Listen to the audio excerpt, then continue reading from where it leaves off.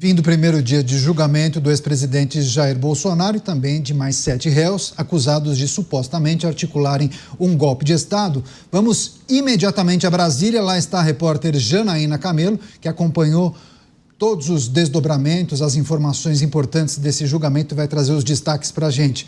Boa noite, bem-vinda, Jana.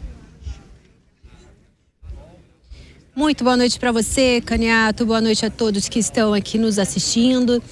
Pois é, né, um julgamento ali que começou às 9 da manhã, Caniato, foi terminar só agora, um pouquinho antes do previsto, inclusive, né, porque a previsão era de que durasse até às 19 horas, terminou já pertinho ali das 18 horas, 1 hora ali antes do previsto, e aí vai ser retomado amanhã, às 9 horas da manhã. Terminou com parte das sustentações orais já feitas, né? A última sustentação oral foi feita pelo advogado de Anderson Torres e aí amanhã recomeça o julgamento com a sustentação oral do advogado de Augusto Heleno. Logo depois do advogado de Augusto Heleno falam os advogados de Jair Bolsonaro, porque no caso de Jair Bolsonaro, Caniato, os advogados, a defesa, a sustentação oral, ali vai ser dividida entre 2 advogados. Entre o advogado Celso Vilardi, quem coordena a equipe, né, de defesa de Jair Bolsonaro, começa a falar sobre alguns pontos ali da acusação e logo em seguida o doutor Paulo Cunha Bueno vai falar a segunda parte ali da sustentação oral do ex-presidente Jair Bolsonaro. Então a expectativa é que isso aconteça amanhã ali no meio da manhã. Caniato, eu vou dar uma resumida rápida aqui sobre o que aconteceu hoje, iniciando ali sobre a fala do ministro Alexandre de Moraes. Ele decidiu de certa forma quebrar um pouco ali o protocolo, porque o ministro Cristiano Zanin, que é o presidente da sessão, do colegiado, da primeira turma, abriu ali o julgamento, a sessão, e aí logo na sequência o ministro, que é o relator, o ministro Alexandre de Moraes, já deveria ler o relatório dele, mas ele preferiu primeiro fazer uma declaração. Foi uma declaração até bem forte ali, com vários recados, inclusive. Você até citou aí já, Caniato, né, algumas dessas declarações do ministro Alexandre de Moraes. Ele disse, por exemplo, que todos os brasileiros devem afastar com todas as forças e empenho a tentativa de qualquer quebra de institucionalidade, que nesses momentos a história do país já ensinou ali que a impunidade, a omissão e a covardia não são opções para pacificação.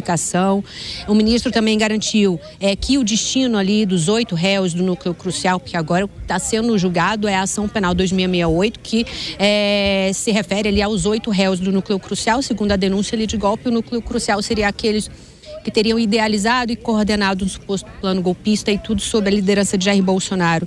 E o ministro diz que tudo vai seguir o devido processo legal durante esse julgamento. Então ele disse o seguinte, que existindo provas acima de qualquer dúvida razoável, as ações penais serão julgadas procedentes e os réus condenados. Mas havendo ali prova de inocência ou mesmo qualquer dúvida razoável sobre a culpabilidade dos réus, e aí sim os réus serão absolvidos, e assim se faz a justiça. É o que o ministro disse. Outro destaque dessa fala do ministro Alexandre de Moraes, ele não citou nomes, mas ele chamou, Caniato, de organização criminosa para tentar evitar o julgamento, para atrapalhar as investigações. Porque a gente, lembrando que recentemente o STF abriu um inquérito para investigar Eduardo Bolsonaro, incluiu nesse inquérito Jair Bolsonaro, dos crimes ali de obstrução de justiça, coação no curso do processo, em relação a toda a atuação que Eduardo Bolsonaro tem feito nos Estados Unidos. Isso, né, ele já está público, ele diz ali em declarações públicas que ele atua nos Estados Unidos junto ao governo de Donald Trump para aplicar sanções ao Brasil, para aplicar sanções, e sanções foram aplicadas, né, aos ministros do Supremo, o ministro Alexandre de Moraes, por exemplo, com base na lei Magnitsky, os vistos que foram revogados, vistos norte-americanos que foram revogados de boa parte dos ministros aqui do STF, o próprio tarifa de 50% ali aplicado por Donald Trump, sanção econômica, enfim. E o ministro se referiu a isso.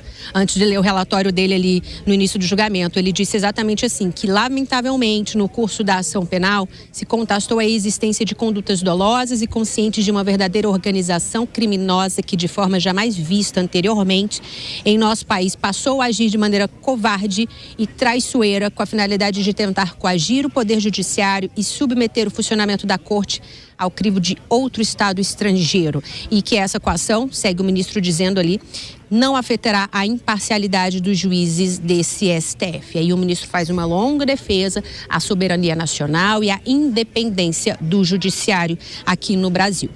Logo depois foi a vez do Procurador-Geral da República, Paulo Gonet, falar, né? Ele tinha caneado 2 horas para dar suas manifestações, suas considerações em relação à acusação que foi feita, mas ele foi mais breve, ele usou apenas 1 hora ali do tempo dele e Paulo Gonet disse o seguinte, disse que não é preciso ter, nas palavras dele, inteligência para saber que quando um presidente da República e um ministro da Defesa convocam cúpula militar para apresentar documento de formalização de golpe de Estado, o processo criminoso já está em curso. Isso ele se referindo àquela reunião no Palácio da Alvorada no final de 2022 com o presidente da República, então o presidente Jair Bolsonaro e comandantes das Forças Armadas, os 3 comandantes, onde ele teria apresentado um documento ali prevendo estado de sítio, estado de exceção, para tentar ali, segundo o comandante do Exército, Freire Gomes, segundo o comandante da Aeronáutica, Batista Júnior, seria ali medidas para evitar a posse do presidente eleito, então presidente eleito Lula, né?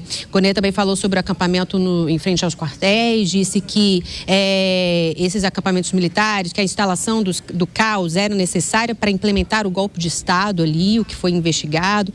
Ele disse também, ele fala que Bolsonaro incitava a animosidade dos seus apoiadores contra o Poder Judiciário, e aí relembrou o discurso, por exemplo, feito no dia 7 de setembro ali de 2022, e aí Gonet diz ali que o presidente mostrava a sua recusa pela alternância de poder. Bom, logo depois, no período da tarde, então, foi a vez das sustentações orais. E aí, quem começou falando foi a defesa de Mauro Cid. Posso só te interromper, Jana, um minutinho, por gentileza? Só quero que a gente vai trazer justamente, a Jana trouxe as informações da manifestação do Procurador-Geral Paulo Gonet, a gente vai trazer informações e trechos dessa manifestação da leitura do parecer do Procurador-Geral da República. Daqui a pouco a Janaína volta com as informações das sustentações orais dos advogados, além também dos detalhes da sessão de amanhã. Sessão amanhã mais curta, começando às 9 da manhã, vai até ao meio-dia, e outros advogados farão as sustentações orais.